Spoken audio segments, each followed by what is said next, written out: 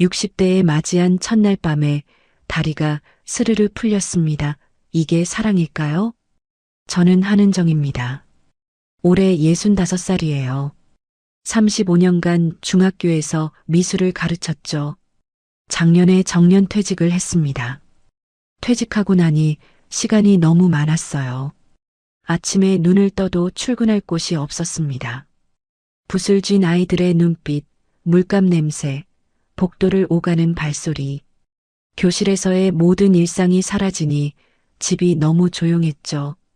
남편은 3년 전에 먼저 떠났습니다.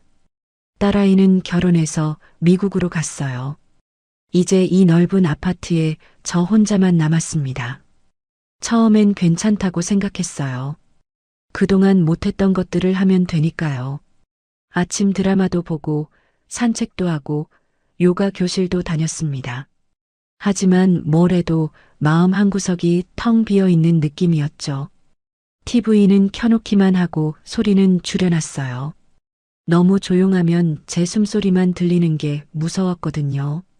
오늘 저녁은 뭘 먹지? 혼잣말이 늘었습니다. 말 상대가 없으니 저도 모르게 중얼거리게 되더라고요. 가끔 딸아이가 영상통화를 걸어오면 억지로 밝게 웃었습니다. 엄마 잘 지내. 걱정 마. 하지만 전화를 끊고 나면 다시 고요만 남았죠. 그렇게 몇 달을 보냈을까요? 어느 날 복지센터 게시판 앞을 지나가다가 전단지 하나가 눈에 들어왔어요. 형광 노란색 종이에 초록색 글씨로 이렇게 적혀 있었습니다. 원예 치유 프로그램 식물과 함께하는 마음의 봄. 식물이라. 저는 식물을 키워본 적이 없었어요. 아파트 베란다에 화분 하나 놓아본 적도 없었죠. 그런데 그 문구가 자꾸 마음에 걸렸습니다. 마음의 봄. 제게도 그런 게 올 수 있을까요? 며칠을 고민하다가 결국 신청을 했습니다. 잃을 것도 없었으니까요.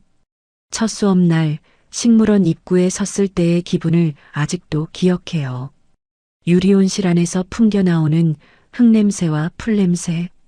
오랜만에 맡아보는 자연의 향기였죠. 온실 안으로 들어가니 여러 사람들이 앞치마를 두르고 화분 앞에 앉아 있었습니다. 저도 빈자리를 찾아 앉았어요. 강사 선생님이 흙 파는 법, 모종 심는 법을 설명했죠. 손에 흙을 묻히는 게 처음엔 어색했습니다. 하지만 차가운 흙을 만지작거리다 보니 이상하게 마음이 가라앉았어요. 수업이 끝나고 화분을 들고 온실 밖으로 나오는데 구석진 곳에서 한 남자가 시든 나뭇가지를 다듬고 있었습니다. 낡은 고무장갑을 끼고 허리를 숙인 채 조심스럽게 가위질을 하고 있었죠. 나이는 70쯤 되어 보였습니다. 얼굴에 주름이 깊게 패여 있었지만 눈빛만은 또렷했어요. 저는 그냥 지나치려다가 문득 멈춰섰습니다. 그 남자가 다듬던 나무가 너무 말라 보였거든요. 이미 죽은 것 같았어요. 저 나무 살릴 수 있나요? 제가 물었습니다. 남자가 고개를 들더니 저를 바라봤죠. 그리고는 나무를 한번 쓰다듬으며 조용히 말했어요. 식물도 사람처럼 기다림이 필요합니다. 목소리가 낮고 차분했습니다. 뭔가 확신에 찬 말투였죠. 저는 그 말이 묘하게 마음에 걸렸어요. 기다림이라니. 저도 뭔가를 기다리고 있었던 걸까요? 저는 박도연이라고 합니다. 여기서 정원사로 일하고 있어요. 그가 고무장갑을 벗으며 자기소개를 했습니다. 손등에 흙이 묻어 있었어요. 거칠지만 따뜻해 보이는 손이었죠. 한은정입니다. 오늘 처음 왔어요. 저도 어색하게 인사를 했습니다. 박도연은 고개를 끄덕이며 다시 나무를 향했죠. 다음에 오시면 이 나무 확인해 보세요. 분명 변화가 있을 겁니다. 그 말을 남기고 박도연은 다시 작업에 집중했어요. 저는 화분을 들고 식물원을 나왔습니다. 집으로 돌아오는 길 그의 말이 계속 맴돌았죠. 식물도 사람처럼 기다림이 필요하다. 그렇다면 저도 기다리면 될까요? 뭔가가 다시 피어날 수 있을까요? 그날 밤 저는 오랜만에 일기를 썼습니다. 식물원에 다녀온 이야기, 박도연이라는 정원사를 만난 이야기. 글을 쓰다 보니 가슴 한구석이 조금 따뜻해지는 것 같았어요. 아주 작은 변화였지만 분명히 뭔가 달라지고 있었습니다. 다음 주 수업이 기다려졌습니다. 그 말라 보이던 나무가 정말 살아날지 궁금했거든요. 아니, 솔직히 말하자면 박도연이라는 사람이 궁금했는지도 모릅니다. 그의 조용한 눈빛과 차분한 목소리가 자꾸 떠올랐어요. 일주일이 지나고 저는 다시 식물원을 찾았습니다. 온실 구석으로 가보니 박도연이 또 그 자리에 있었어요. 그리고 그 나무를 여전히 돌보고 있었습니다. 일주일 후 다시 식물원을 찾았을 때 제일 먼저 한 일은 그 나무를 확인하는 거였어요. 박도연이 돌보던 말라비틀어진 나무. 온실 구석으로 발걸음을 옮겼습니다. 그런데 놀랍게도 나무에 작은 변화가 생겨 있었어요. 가지 끝에 연두색 새싹이 돋아나 있었습니다. 어머, 저도 모르게 감탄이 나왔죠. 분명 죽은 줄 알았던 나무였는데 그 작은 새싹이 신기하게 느껴졌어요. 변화가 보이시죠? 뒤에서 박도연의 목소리가 들렸습니다. 저는 고개를 돌렸어요. 그가 물뿌리개를 들고 서 있었죠. 정말 살아났네요. 어떻게 이렇게 된 거예요? 제가 물었습니다. 박도연은 나무 곁으로 다가와 새싹을 조심스럽게 만졌어요. 매일 물을 주고 햇빛 잘 드는 곳으로 옮겨졌습니다. 그게 다예요. 그의 대답은 간단했어요. 하지만 그 간단한 일을 매일 한다는 게 쉬운 일은 아니겠죠. 저는 새싹을 한참 바라봤습니다. 이렇게 작은 생명이 다시 피어날 수 있다니.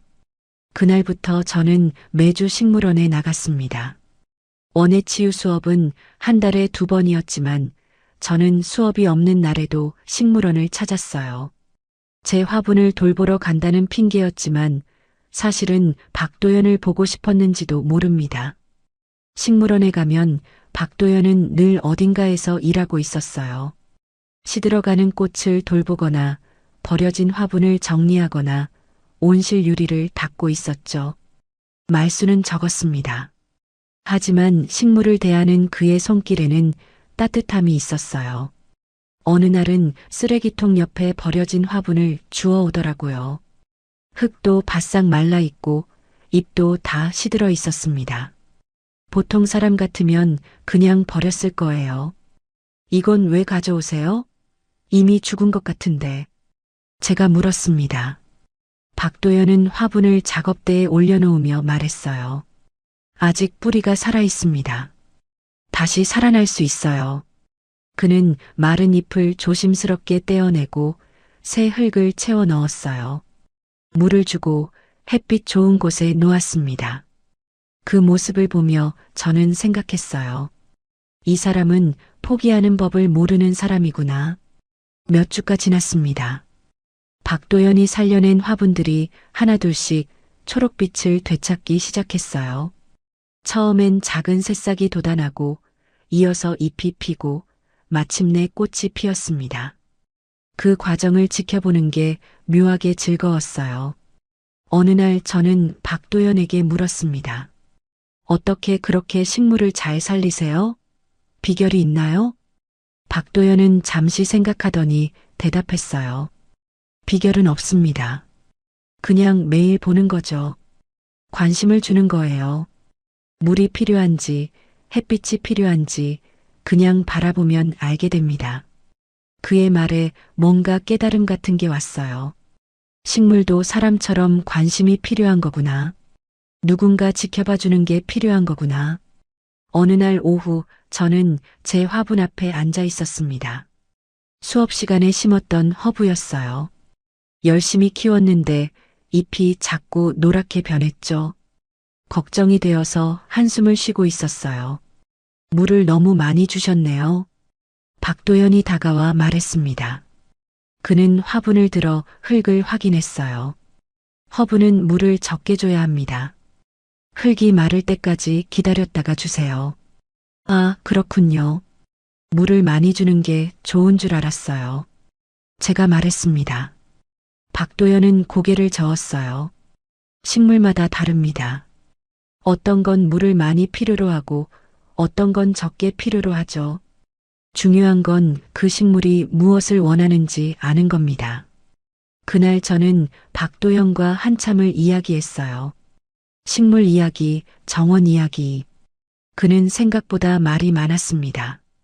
자기가 좋아하는 것에 대해서는요. 저 나무 기억하세요? 처음 오셨을 때 보셨던. 박도연이 온실 구석을 가리켰어요. 제가 처음 봤던 그 말라있던 나무였습니다.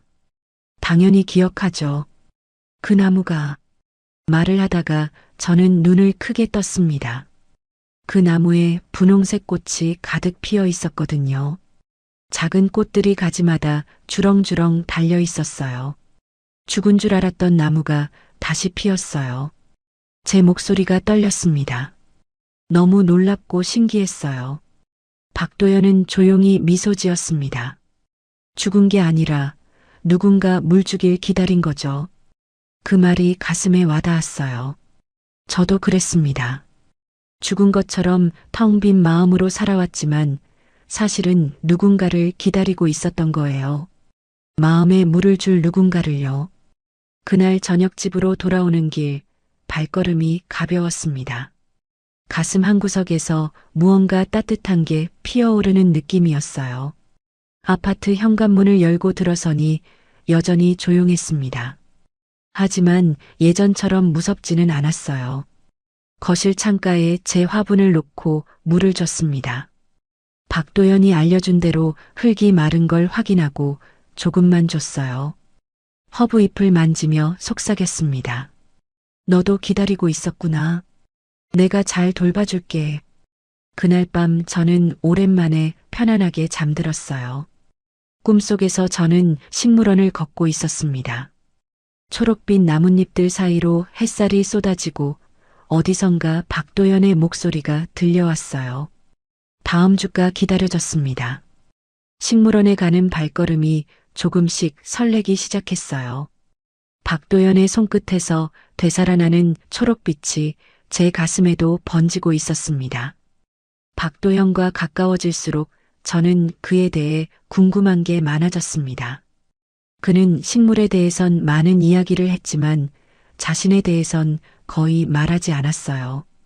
어디서 살고 가족은 있는지, 왜 정원사가 되었는지 그런 것들이 궁금했죠. 어느 날 오후 저는 박도연이 온실 안에서 화분을 옮기는 걸 도와주고 있었습니다.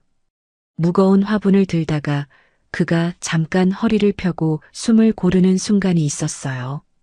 그때 제 눈에 뭔가 반짝이는 게 들어왔습니다. 박도연의 목에 은색 열쇠 하나가 걸려 있었어요. 가느다란 체인에 매달린 작은 열쇠였습니다. 햇빛에 반사되어 반짝였죠. 낡아 보였어요. 오래된 물건 특유의 빛바랜 느낌이 있었습니다. 그 목걸이 예쁘네요. 제가 무심코 말했습니다. 박도연이 고개를 숙여 열쇠를 내려다봤어요. 그리고는 손으로 열쇠를 감싸 쥐었습니다. 아, 이거요. 그가 짧게 대답했어요. 더 이상의 말은 없었습니다. 저는 조금 더 물어보고 싶었지만 참았어요. 뭔가 개인적인 물건 같았거든요. 다음 날 식물원에 갔을 때도 박도연은 그 열쇠를 목에 걸고 있었습니다. 그제야 저는 깨달았어요. 그가 늘 그 열쇠를 하고 다닌다는 걸. 제가 그동안 못 봤던 게 신기했죠. 며칠 후 저는 용기를 내서 물어봤습니다. 박도연 씨, 그 열쇠는 무슨 열쇠예요? 늘 목에 걸고 다니시더라고요. 박도연은 화분에 물을 주다가 손을 멈췄어요. 잠시 침묵이 흘렀습니다. 그리고는 열쇠를 만지작거리며 말했죠. 오래된 거예요. 버릇처럼 하고 다닙니다. 혹시 집 열쇠인가요? 제가 다시 물었습니다. 박도연은 고개를 저었어요. 그리고는 미소만 지었습니다. 대답을 피하는 미소였죠. 중요한 열쇠입니다. 그게 다예요. 그의 목소리에 뭔가 단호함이 있었어요. 더 이상 묻지 말라는 신호 같았습니다. 저는 그만 물어보기로 했어요. 하지만 마음 한구석에선 궁금증이 자라났습니다. 그날 이후 저는 자꾸 그 열쇠에 눈길이 갔어요.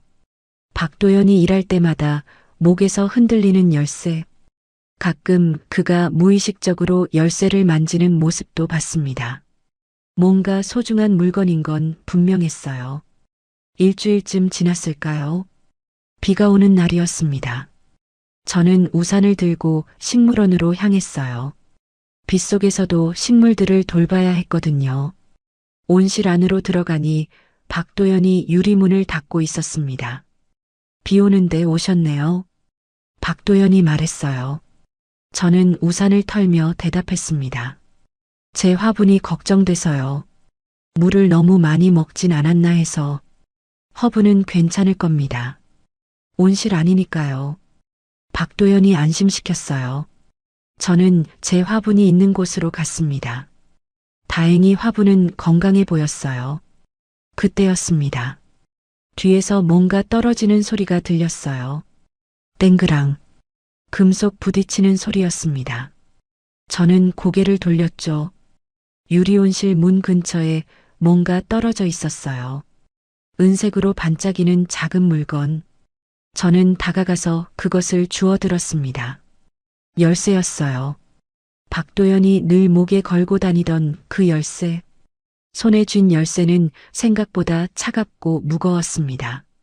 오래된 물건 특유의 무게감이 있었어요. 자세히 보니 열쇠에 뭔가 새겨져 있었습니다. 희미하게 아주 작은 글씨로 K&O 이니셜이었어요. 누군가의 이름 첫 글자를 새긴 거겠죠. K와 A. 박도연의 이름에는 이 알파벳들이 없었습니다. 그렇다면 누구의 이니셜일까요? 그거. 박도연의 목소리가 들렸습니다.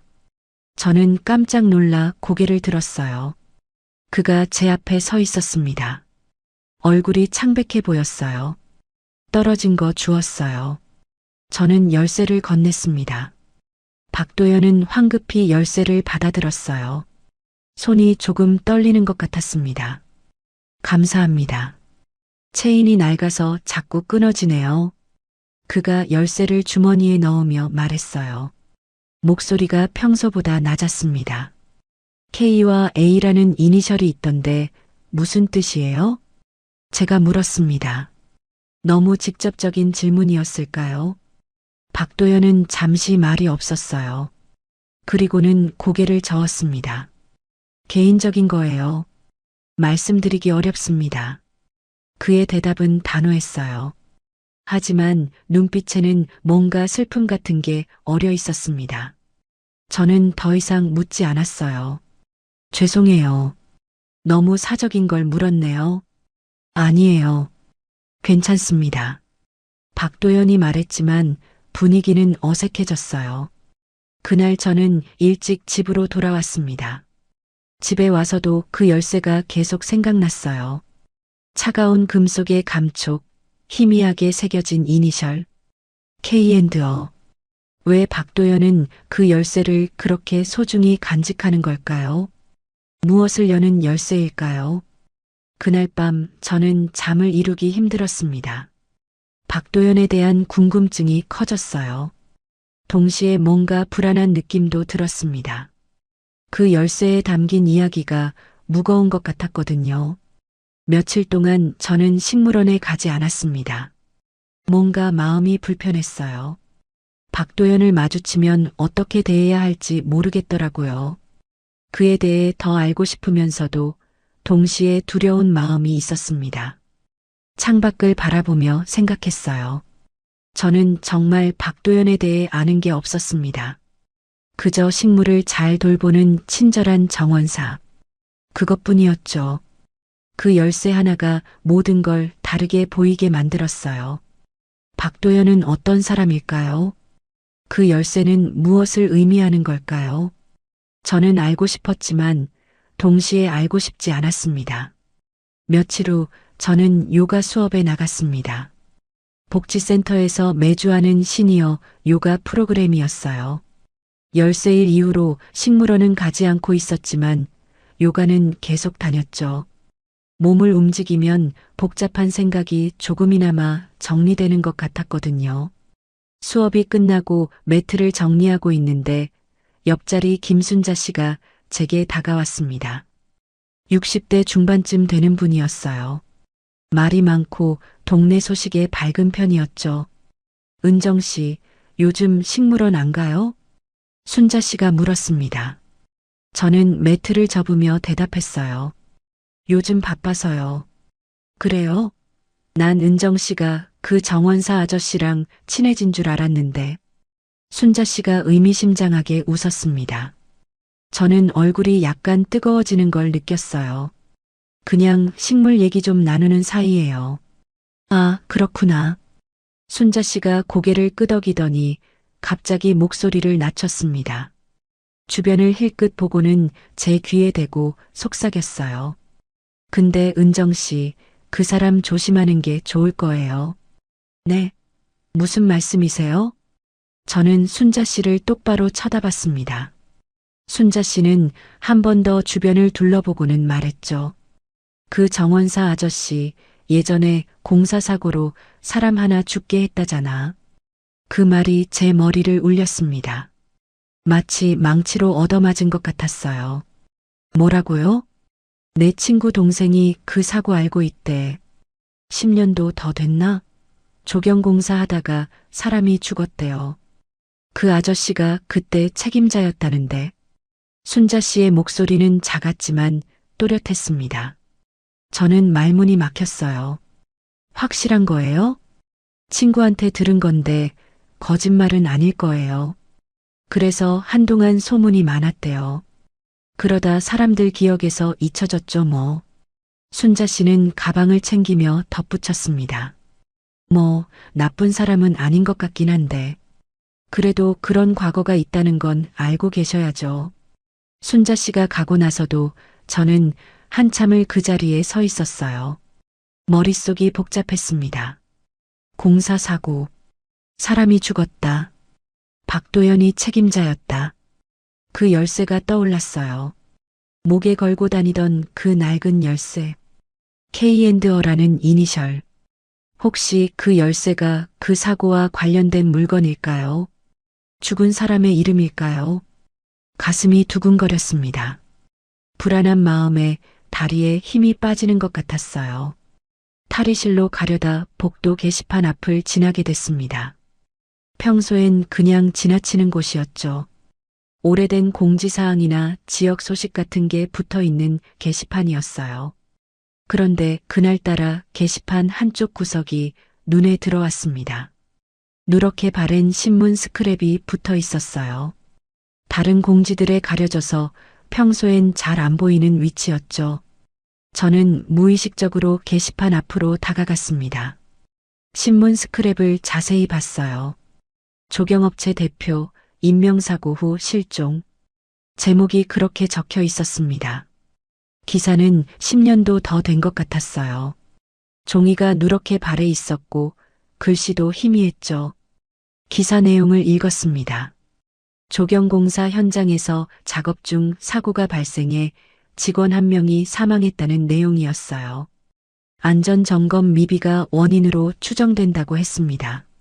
그리고 당시 현장 책임자였던 조경업체 대표가 사고 직후 행방을 감췄다고 했죠. 기사 옆에는 작은 사진이 붙어 있었습니다. 흑백 사진이었어요. 화질이 좋지 않았지만 얼굴은 알아볼 수 있었습니다. 박도연이었습니다.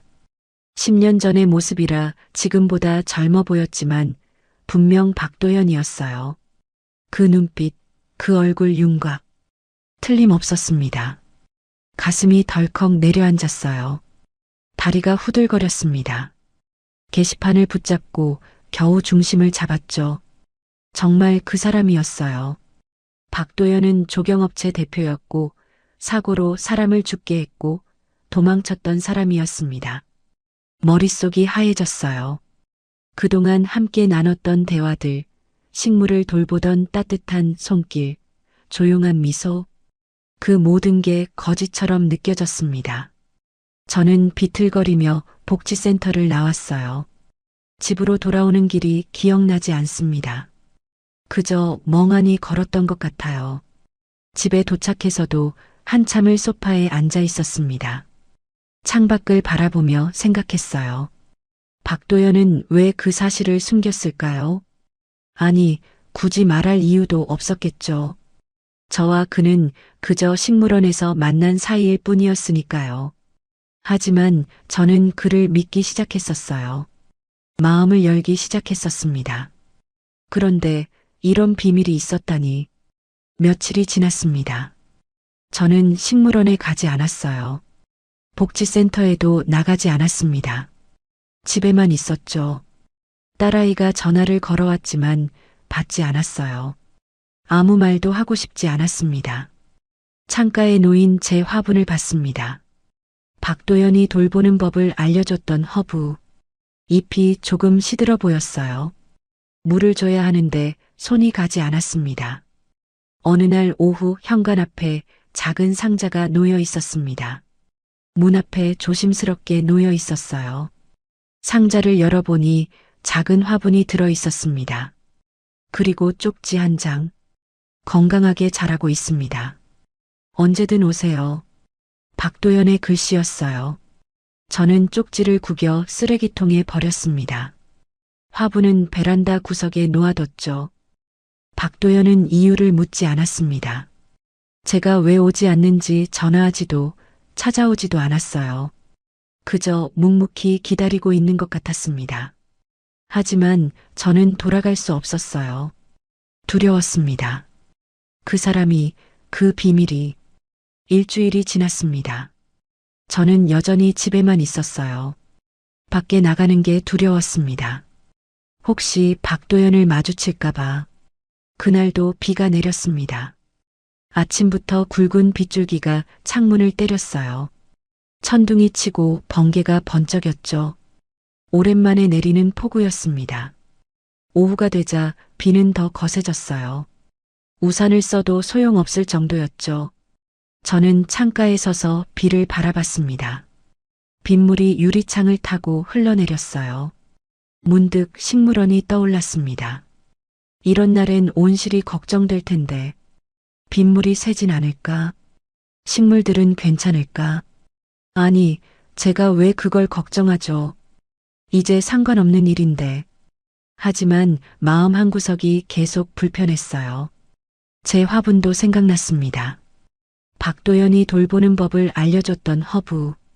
식물원에 그냥 두고 왔는데 지금쯤 어떻게 됐을까요? 저는 우산을 집어들었습니다. 그냥 지나가다 한번 보고 오자. 식물원 앞까지만 가보자. 그렇게 생각하며 현관문을 나섰어요. 비는 생각보다 더 심했습니다. 우산이 뒤집힐 정도로 바람이 강했어요. 옷이 금방 젖었죠. 하지만 발걸음을 멈출 수 없었습니다. 식물원이 가까워졌습니다. 유리 온실이 빗속에서 희미하게 보였어요. 불이 켜져 있었습니다. 누군가 있다는 뜻이었죠. 저는 온실 앞에서 발걸음을 멈췄습니다. 안으로 들어가야 할까요? 아니면 그냥 돌아가야 할까요? 그때 온실 문이 열렸습니다. 박도연이었어요. 비에 흠뻑 젖은 채 밖으로 나오더니 무언가를 들고 다시 안으로 들어갔습니다. 큰 청 같은 거였어요. 저는 무의식적으로 온실 쪽으로 걸어갔습니다. 유리문 너머로 안을 들여다봤어요. 박도연이 화분들 위에 천을 덮고 있었습니다. 손이 떨리고 있었어요. 비에 젖어 옷이 축 늘어져 있었죠. 하지만 그는 멈추지 않았습니다. 한 화분 한 화분 정성스럽게 천을 덮어주고 있었어요. 저는 문을 열고 안으로 들어갔습니다. 박도연이 고개를 들었어요. 저를 보더니 눈이 커졌습니다. 은정 씨, 이렇게 비가 오는데 왜 밖에 나가세요? 제가 먼저 물었습니다. 박도연은 젖은 머리를 쓸어 넘기며 대답했어요. 온실 지붕에 틈이 있어서 빗물이 새니다. 이대로 두면 뿌리가 썩어요. 그의 목소리는 담담했습니다. 하지만 손은 여전히 떨리고 있었어요. 저는 다가가서 천 한쪽을 잡았습니다. 함께 화분을 덮기 시작했죠. 한동안 아무 말 없이 일했습니다. 빗소리만 온실을 가득 채웠어요. 모든 화분을 덮고 나서 저는 박도연을 똑바로 쳐다봤습니다. 그도 저를 바라봤어요. 젖은 얼굴에 빗물이 흘러내리고 있었습니다. 그 기사, 당신 이야기 맞죠? 제가 물었습니다. 박도연의 어깨가 굳어지는 게 보였어요. 잠시 침묵이 흘렀습니다. 그리고는 조용히 고개를 끄덕였죠. 맞습니다. 그의 대답은 짧았습니다. 저는 숨을 깊이 들이쉬었어요. 왜 말 안 하셨어요? 말할 자격이 없다고 생각했습니다. 박도연이 고개를 숙였어요. 목소리가 떨렸습니다. 제가 공사 책임자였습니다. 부하 직원이 사고로 세상을 떠났죠. 그는 천천히 말을 이어갔어요. 10년 전 이야기를 꺼내기 시작했습니다. 조경공사 마감일이 촉박했어요. 저는 서둘렀습니다. 안전 확인을 제대로 하지 않았죠. 그날 비계가 무너졌고 김한수라는 직원이 그 밑에 깔렸습니다. 김한수, K&O. 그 열쇠에 새겨진 이니셜이었어요. 그 자리에서 숨졌습니다. 젊은 친구였어요. 결혼한 지 얼마 안 됐고 아이가 곧 태어날 예정이었죠. 박도연의 목소리가 갈라졌습니다. 눈시울이 붉어지는 게 보였어요. 제 잘못이었습니다. 제가 서두르지 않았다면, 안전을 확인했다면 안수는 살 수 있었어요. 저는 말없이 들었습니다. 가슴이 먹먹했어요. 저는 도망쳤습니다. 책임을 지기가 무서워서, 안수 부인과 가족들을 볼 면목이 없어서 박도연이 주머니에서 그 낡은 열쇠를 꺼냈습니다. 손에 쥔 열쇠가 떨리고 있었어요. 이건 그때 폐쇄된 온실의 열쇠입니다. 사고가 난 그 공사 현장이었어요. 저는 매년 그곳을 찾아갑니다.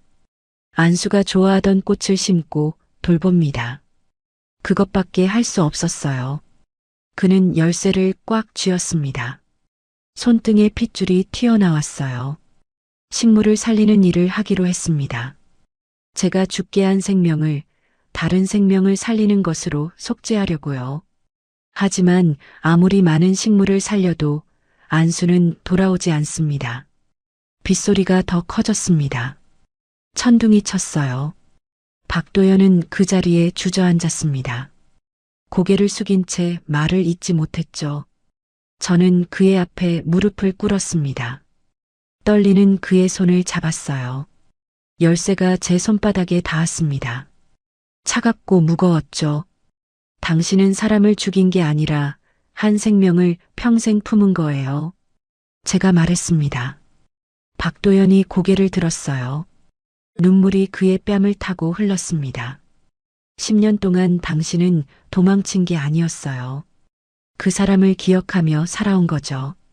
매년 꽃을 심고 죽어가는 생명을 살리면서 저는 그의 손을 더 꽉 잡았습니다. 당신이 살린 식물들, 당신이 돌본 생명들, 그 모든 게 김한수 씨를 기억하는 방법이었던 거예요. 박도연이 울먹였습니다. 어깨가 떨렸어요. 저는 그를 안아줬습니다. 비 오는 온실 안에서 우리는 한참을 그렇게 있었어요. 빗소리가 조금씩 잦아들었습니다. 박도연이 천천히 제게서 물러났어요. 눈을 닦으며 말했습니다. 죄송합니다. 이런 모습 보여서. 아니에요. 보여줘서 고마워요. 저는 미소 지었습니다. 박도연도 조심스럽게 미소 지었어요. 그날 저는 깨달았습니다. 누구나 아픈 과거를 안고 살아간다는 걸. 중요한 건 그 아픔을 어떻게 안고 가느냐는 거였어요. 그날 이후 저는 다시 식물원에 나가기 시작했습니다. 박도연도 전처럼 저를 맞아줬어요. 하지만 뭔가 달라진 게 있었습니다. 우리 사이에 놓인 벽이 허물어진 느낌이었죠. 박도연은 이제 자신의 이야기를 조금씩 들려줬습니다. 김한수와 함께 일했던 날들, 그가 꿈꿨던 것들, 사고 후 홀로 남겨진 안수의 가족들. 말할 때마다 그의 목소리는 떨렸지만 저는 묵묵히 들어줬어요. 어느 날 저녁 집으로 돌아온 저는 책상 앞에 앉았습니다. 뭔가 하고 싶은 게 생겼거든요. 박도연을 위한 선물을 만들고 싶었어요. 저는 작은 화분을 준비했습니다. 식물원에서 가져온 흙과 모종. 박도연이 제게 알려준 방법 그대로 따라했죠. 조심스럽게 흙을 담고 모종을 심었습니다. 손에 흙이 묻었어요. 차갑고 축축한 감촉이 느껴졌습니다.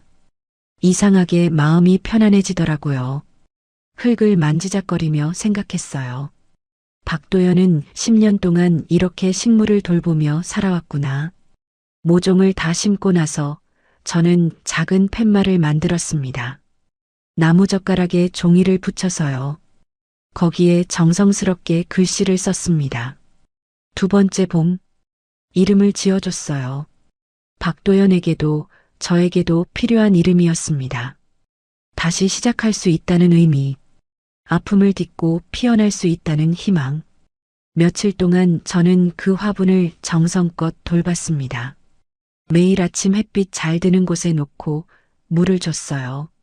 새싹이 조금씩 자라는 모습을 지켜봤죠. 건강하게 자라주길 바라며. 일주일쯤 지났을까요?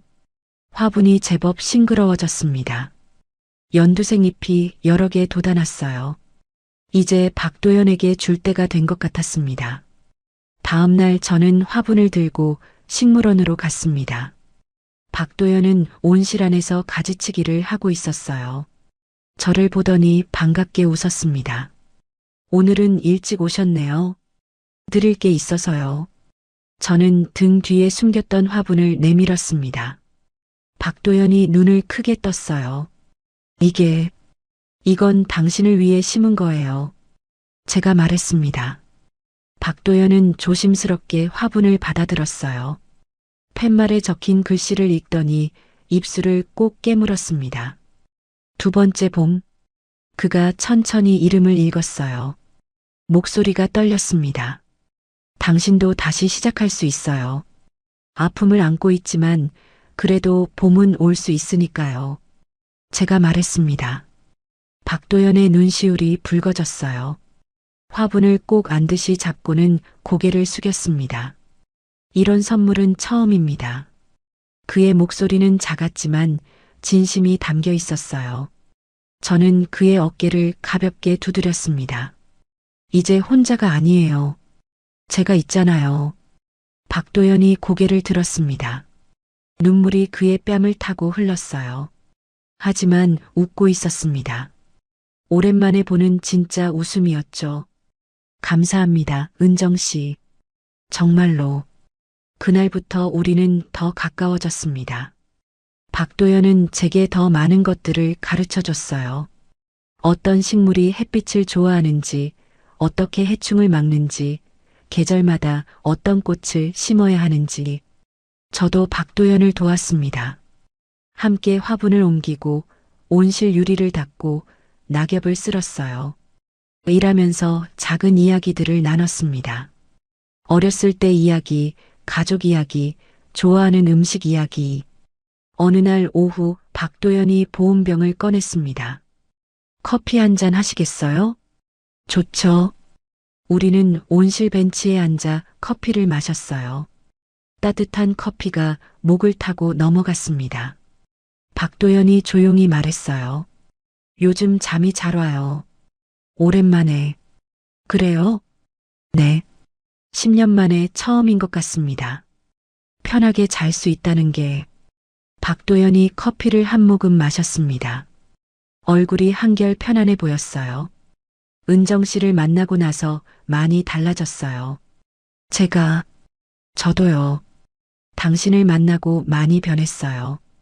저도 솔직하게 말했습니다. 박도연이 저를 바라봤어요. 외롭지 않으세요? 이제는 덜 외로워요. 여기 오면 당신이 있으니까요. 제 대답에 박도연이 미소 지었습니다. 따뜻한 미소였어요. 그날 이후 우리는 거의 매일 만났습니다. 저는 아침마다 식물원으로 나갔고 박도연은 늘 그곳에 있었어요. 함께 식물을 돌보고 커피를 마시고 이야기를 나눴습니다. 어떤 날은 말없이 앉아 있기도 했어요. 그저 옆에 있다는 것만으로 위안이 됐거든요. 박도연의 존재가 제 일상에 빛을 가져다 줬습니다. 집에 돌아가면 전처럼 외롭지 않았어요. 내일 또 박도연을 만날 거라는 생각에 잠자리가 편안했습니다.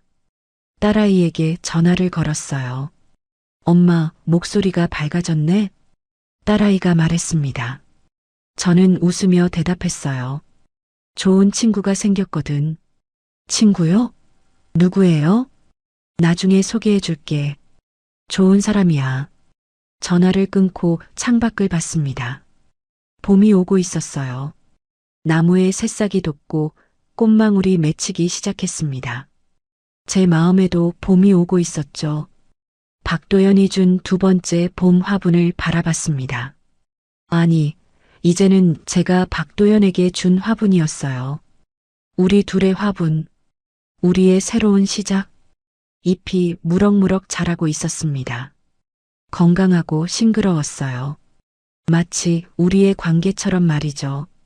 저는 조용히 미소 지었습니다. 오랜만에 느끼는 행복이었어요. 박도연과 함께라면 우리는 괜찮을 것 같았습니다.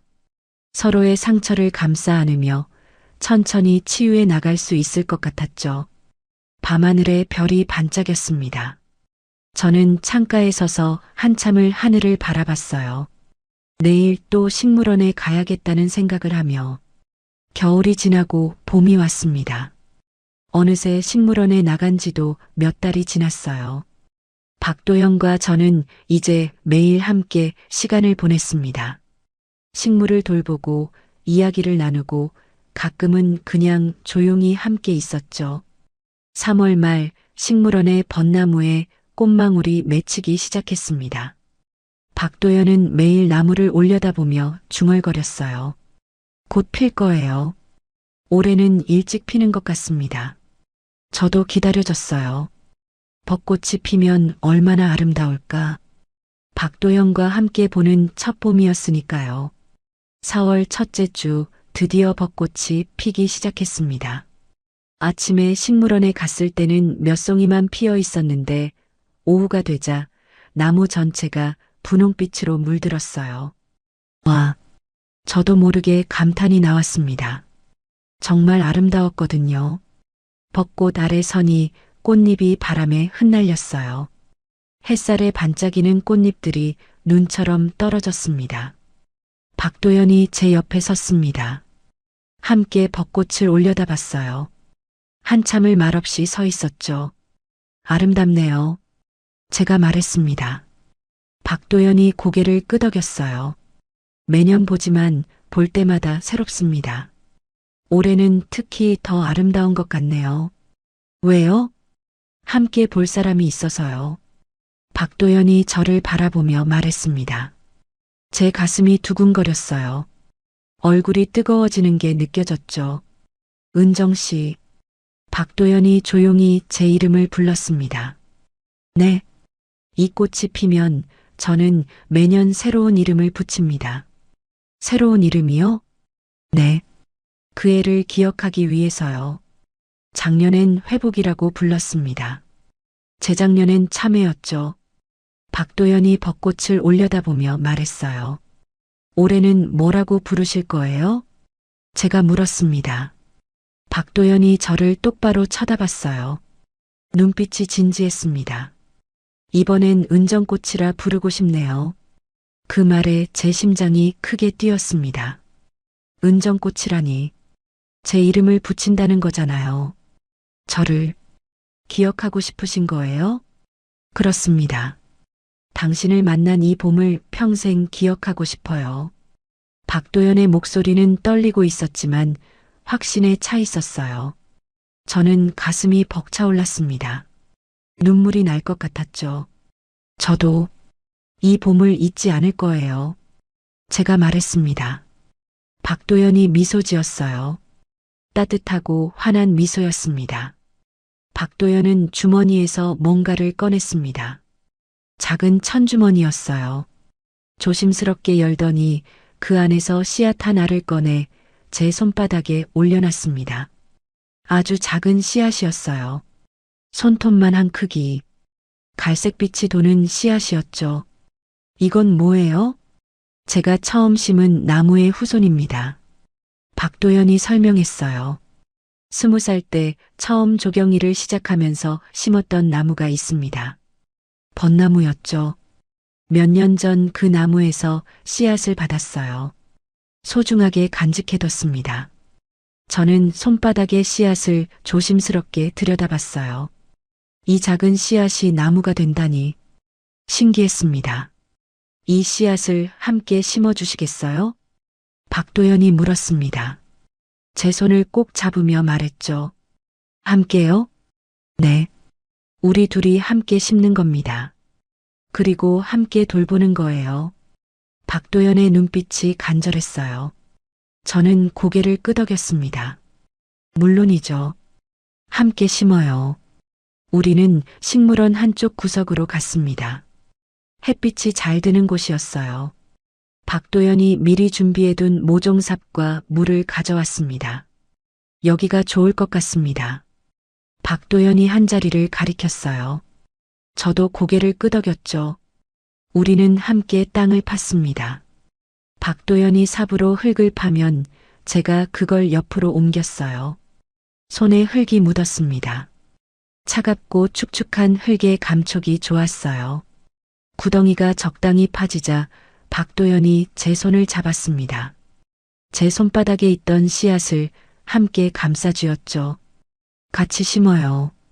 우리는 함께 씨앗을 구덩이에 넣었습니다. 조심스럽게 흙을 덮고 물을 줬어요.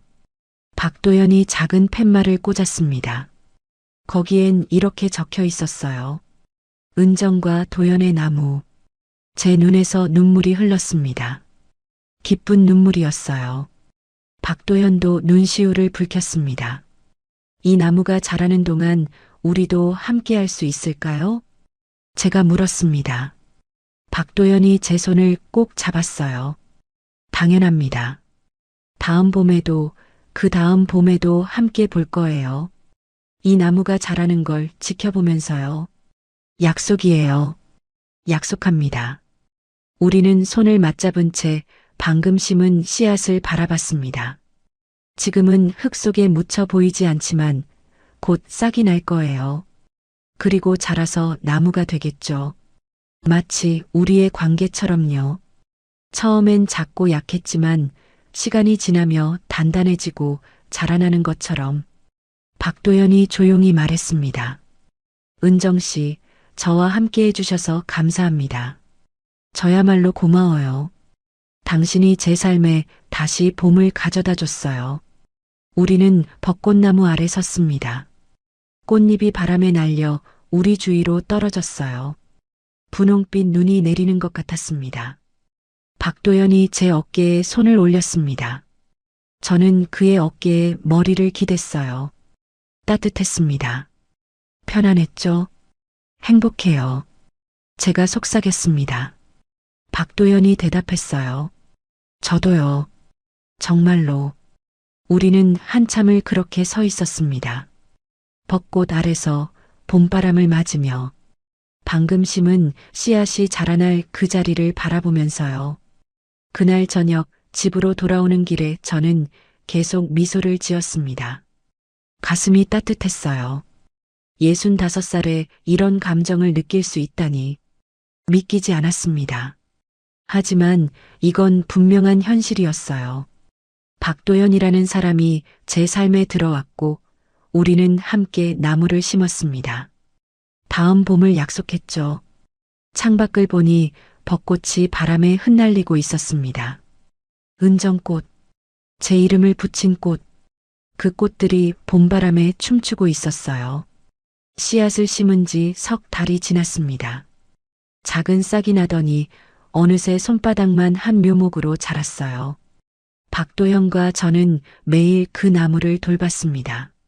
물을 주고 잡초를 뽑고 햇빛을 가리는 가지들을 쳐냈죠. 그리고 그 석 달 동안 우리 사이에도 변화가 있었습니다. 어느 날 저녁 박도연이 조심스럽게 물었어요. 은정 씨, 저와 함께 살아주시겠습니까? 순간 제 심장이 멈추는 것 같았습니다. 박도연은 진지한 표정으로 저를 바라보고 있었어요. 함께요? 네. 저는 혼자 작은 집에 삽니다. 크진 않지만 둘이 살기엔 충분해요. 무엇보다 정원이 있습니다. 박도연이 제 손을 잡았습니다. 매일 아침 눈 뜨면 당신이 곁에 있었으면 좋겠어요. 함께 아침을 먹고 식물원에 가고 저녁에 함께 집으로 돌아오고 싶습니다. 제 눈에서 눈물이 흘렀어요. 65살에 이런 프로포즈를 받을 줄은 몰랐습니다. 좋아요. 함께 살아요. 저는 웃으며 대답했습니다. 박도연이 저를 꼭 안아줬어요. 우리는 한참을 그렇게 서 있었죠. 일주일 후 저는 박도연의 집으로 이사했습니다. 딸아이가 미국에서 영상통화로 축하해줬어요. 엄마, 정말 행복해 보여요. 그래, 나 행복해. 저는 웃으며 대답했습니다. 정말이었어요. 이렇게 행복한 건 언제 이후일까요? 박도연의 집은 작지만 따뜻했습니다. 마당에는 정말로 작은 정원이 있었어요. 여러 화분들과 나무들이 자라고 있었죠. 집안은 단순했습니다. 필요한 것만 있었어요. 하지만 그게 좋았습니다. 첫날 밤이었습니다. 저는 부엌에서 저녁을 준비했고 박도연은 정원에 물을 주고 있었어요.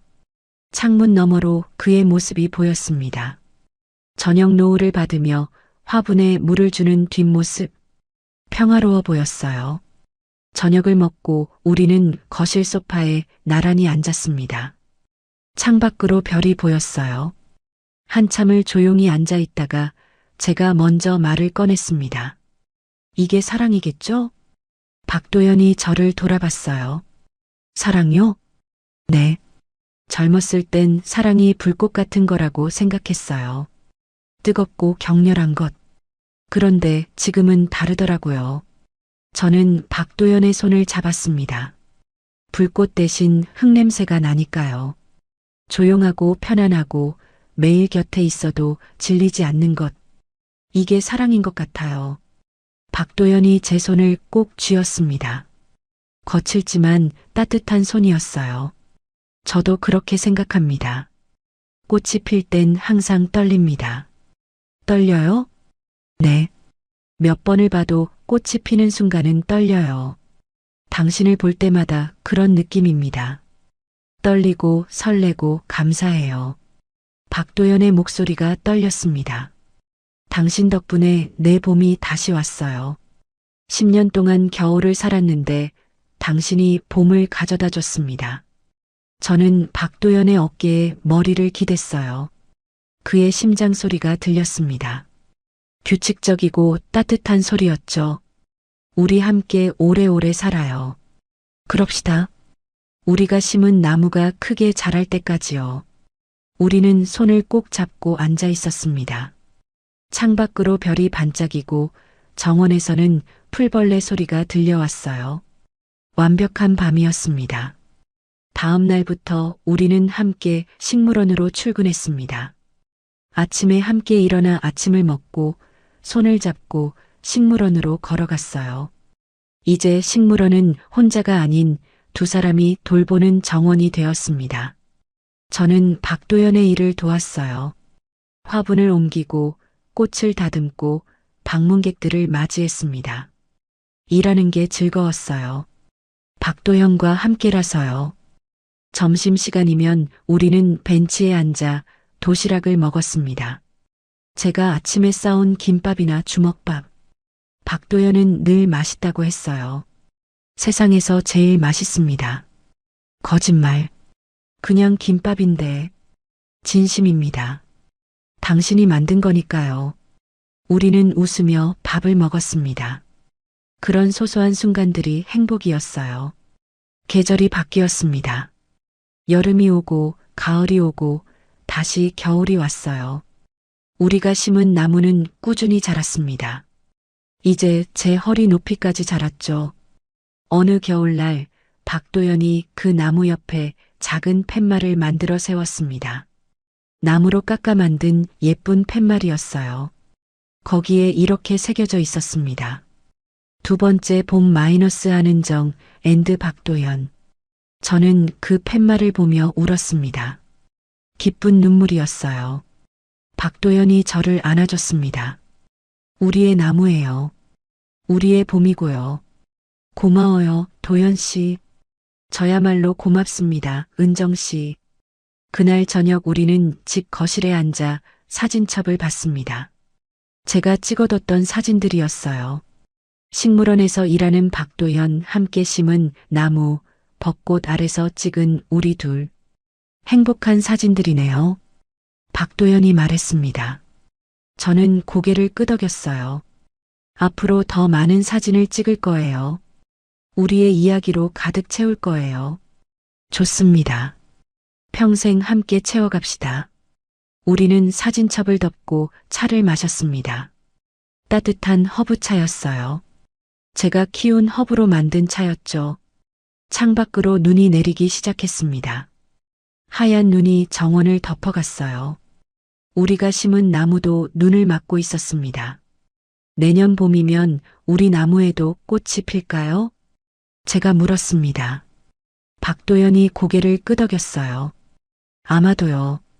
벚나무는 보통 3, 4년이면 꽃을 피웁니다. 내년이면 볼 수 있을 거예요. 기대되네요. 저도요. 당신과 함께 볼 첫 번째 꽃이니까요. 우리는 손을 잡고 눈 내리는 정원을 바라봤습니다. 고요하고 평화로웠어요. 이제 저는 외롭지 않았습니다. 옆에 박도연이 있었으니까요. 65살에 만난 사랑이지만 늦은 게 아니었어요. 오히려 지금이 딱 맞는 시기였습니다. 인생의 아픔을 겪고 서로를 이해할 수 있는 나이가 됐으니까요. 박도연이 제 어깨에 머리를 기댔습니다. 저는 그의 손을 꼭 쥐었어요. 우리의 두 번째 봄은 이제 막 시작이었습니다. 였습니다. 였습니다. 였습니다.